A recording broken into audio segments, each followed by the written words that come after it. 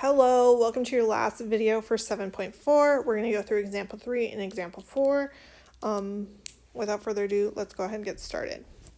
So I've already gone ahead and added a picture of your previous slide to mine because this is what you're using to answer all of your questions today. Again, if you haven't already taken a picture of this on your phone so you don't have to flip back and forth, I would, just to make your life a little bit easier. If you have to flip back and forth or have two tabs open, that's fine too. You do you, but it just makes it a little easier this way. So for my first example, we're determining which quadrant each angle's in.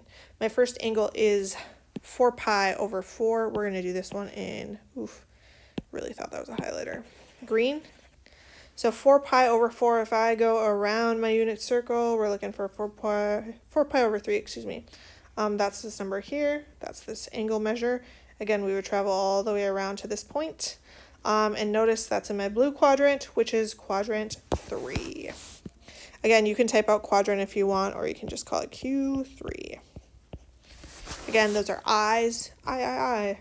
Boom, done. My next one, we have 11 pi over 6. We'll do that one in blue. Actually, we're not going to do blue because there's already a blue line on my thing. Let's do it in yellow. 11 pi over 6. So again, I'm just traveling around my triangle looking, or circle, looking for 11 pi over 6. It is right here. It is this line. Again, that means I travel all the way around to this point. Notice it's in my green quadrant, so it is quadrant 4. So again, you can just call it Q1VIV, excuse me, which is 4. All right, let's look at example 4. All right, for example 4, we're going to determine the measure of each angle in radians. Again, I'm just going to use my little cheat sheet here, your previous slide. Sorry, mine is already drawn on, but I can't undo that. So for my first one, we're talking about this red angle here. If I draw that on my original sheet, the angle at the top in degrees is pi over 2, or excuse me, radians, definitely radians. So this one would be pi over 2. You are dragging and dropping, so it should be pretty easy to fill out this page. My next one, let's do this one here in green. If I draw that on my original circle, that would be on my first line here in quadrant 3, so it would be 7 pi over 6.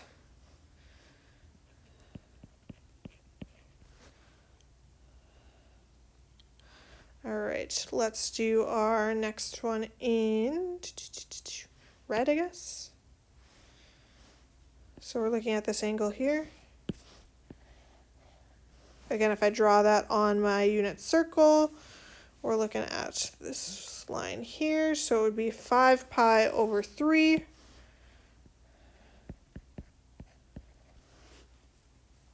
And then my last one, I'm going to do in orange.